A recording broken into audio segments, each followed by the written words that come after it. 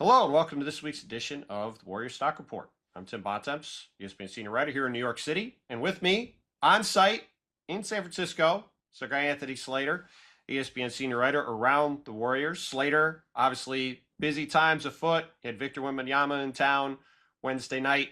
We know how that went. It's now Thursday morning. Got the Cavs in town. We probably will know how this is going to go based off the amount of guys that are out right now for the Warriors. However, there's some help on the way. Seems like, at least based off Well, your reporting. there's a reason I'm in the streets of San Francisco. The biggest thing going on with the Warriors right now is happening in the afternoons in their underground facility, which you've been in Chase Center, Mm-hmm. which is a second Steph Curry scrimmage likely today, from what I've heard. He had his first one a couple days ago, and again, that was, hearing a guy did some 5-on-5 live work is not typically huge news, but through this process with his knee that blew up, as he termed it to me, on January 24th. Originally tried to play through it. January 30th is the last time he's played a game.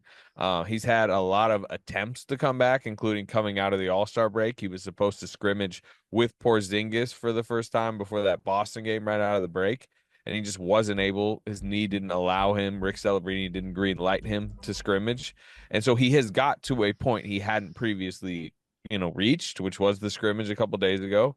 As of this moment, which is what, probably 36 hours after that first scrimmage, still trending in the right direction. Purposely went out pregame last night and did his normal shooting routine in front of fans, which I think was a statement to that, hey, this is happening. And supposed to scrimmage today. Again, he needs to keep hitting these check marks prior to Sunday before he wants to come back. But we've talked about it. This isn't exactly thrilling basketball. I don't expect a thrilling game against the Cavaliers tonight, but at least there's like potential of interesting basketball on the horizon. Yeah, I mean, I think, obviously, to go back to what you said at the beginning, anytime Steph's involved with anything, it's big news, right? So that is obviously the first thing. I would also say, knowing Steph for a long time, you obviously knowing Steph for a long time, I don't think he's coming out and doing that warm up ahead of the game last night if he doesn't feel pretty confident that this return is happening, whether it's Sunday as we've reported or sometime in that Tuesday, vicinity. maybe. I've heard Yeah, if they feel they need to push it back a little bit, Tuesday is a possibility the against the point Cavs. is he's not the kind of guy who's going to want to tease everybody with the possibility of coming back and not do it. Like he's either going to and obviously look, we're talking about a 37-year-old guy with a knee 38 issue. now. 38, sorry, right? 38. So like the knee could just flare up on him again. But there's a reason he came out there now, right? It's looking like it's trending in the right direction. And I wanted to ask you about what you said on TV yesterday about him coming back and why. Both so you can share it with people if they didn't see it, and because I do think it gives a bit of a window into the guy that Steph is, and also sort of what the overall mentality for both he and the Warriors is right now, and moving both not just over the next couple weeks, but into the offseason and next season for where his head is at and what he is hoping they try to do and what they're hoping they try to do. Yeah, I mean, so I talked to Steph. Today's Thursday, Tuesday night, for a story on Draymond Green coming Wednesday. It was after his scrimmage. He's very much in these late stages trying to push back. And we're talking mostly about Draymond and, this stage of his career and what he's still fighting through and where his game is or isn't at and his future, all that. And one of the things he mentioned to me is Draymond, I don't know how many games played he's at last night, but like, you look last night and it was Draymond and like two-way guys, undrafted guys, and he's out there Mm-hmm. guarding Wimby.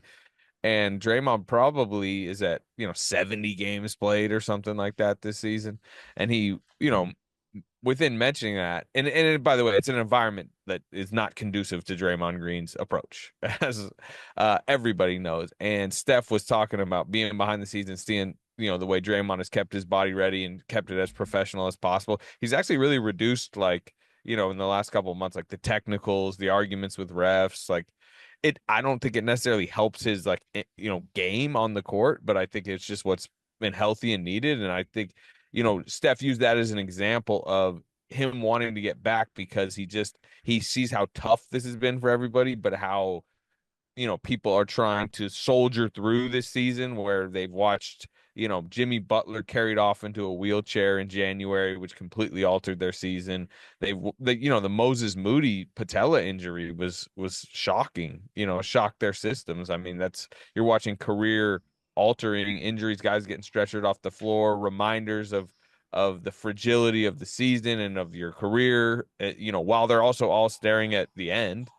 And Steph knows he can get back. He believes he physically can get back. And part of the reason, as he voiced when I was talking to him, is he wants to provide a little bit of sunshine through this darkness, a little bit of hope heading into the offseason, or even if it's not to boost what they can be in the offseason. Although I think if he looks good, it probably helps any of their like free agency pitches or anything like that. But I just think he wants to provide a little bit of a boost to a franchise and particularly the humans on the ground level of this operation. Just at the end of what, I mean, everybody can see has been really a bad season for a lot of people.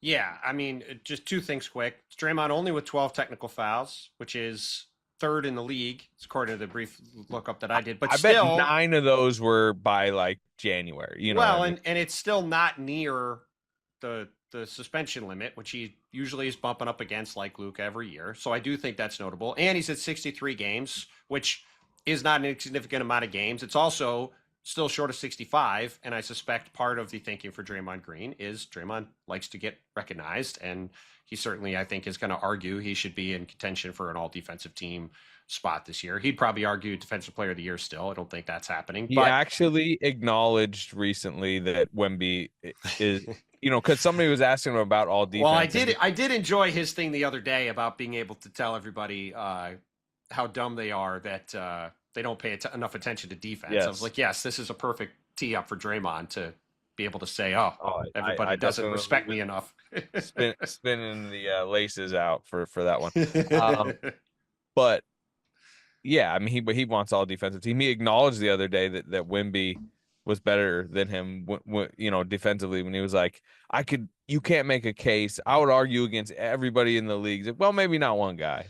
Well, that was like when Jaylen Brown recently, after saying he was the best two-way player in the league, going, well, Victor's in his own conversation. Then it's everybody else, which, as you saw up close last night, that is a pretty good summation of things.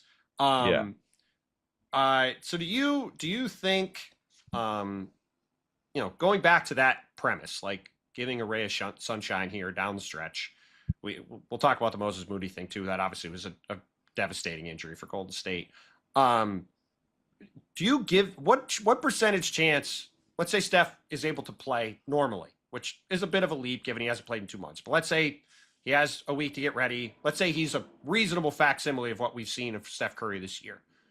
What is the percentage chance of them winning 2 games in the play-in, do we think?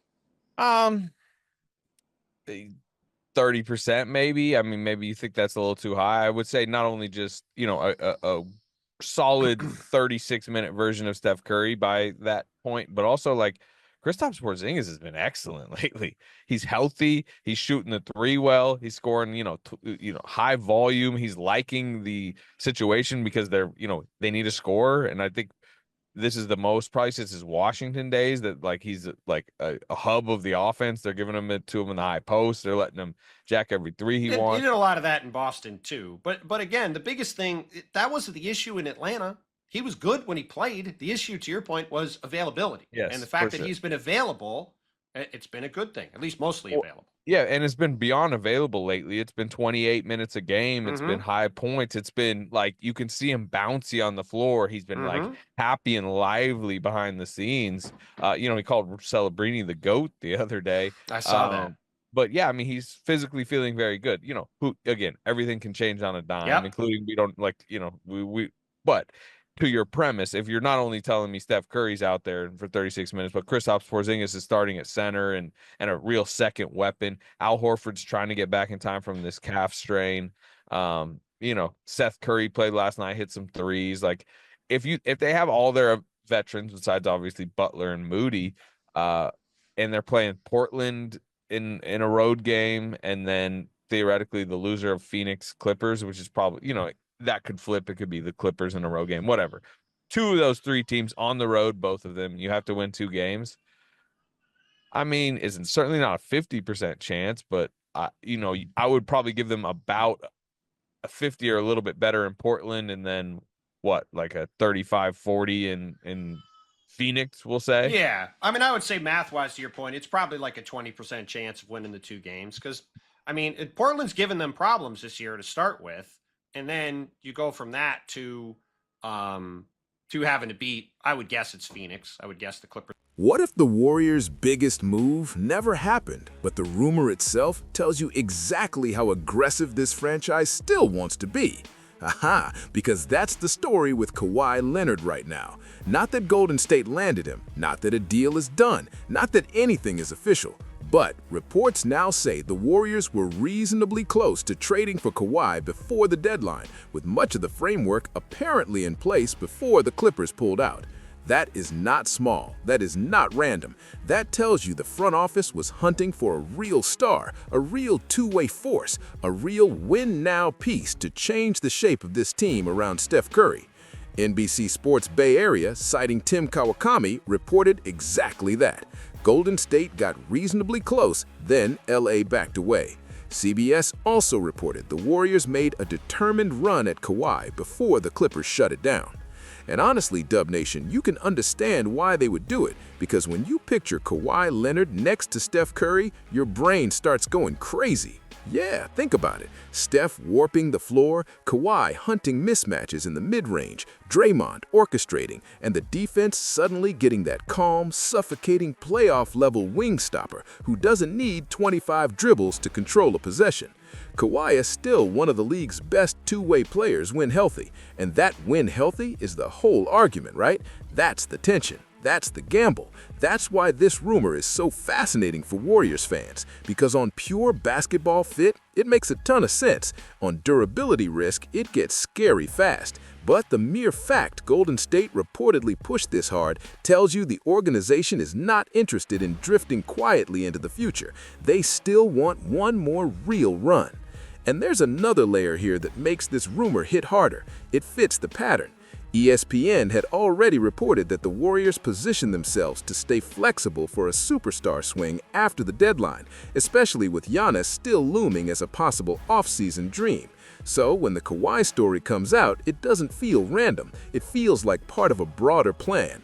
Golden State has been searching for that next elite co-star level move, whether that was Giannis chatter, whether it was veteran star exploration, whether it was internal reshaping. The Kawhi rumor just proves how serious they were behind the scenes. They were not sitting still. They were knocking on doors. Big doors. Now, would this have been risky? Oh, absolutely. Hoo-hoo, no question.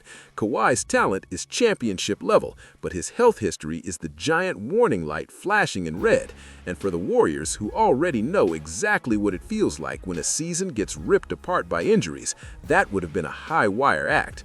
But let's keep it real. Championship windows are not built on safe thoughts. They are built on bold thoughts. And that's why I actually come away encouraged by this rumor, even though the deal never happened, because it tells Dub Nation the Warriors still see themselves as hunters, not spectators. They still think big. They still believe the Steph era deserves aggressive moves, not passive endings.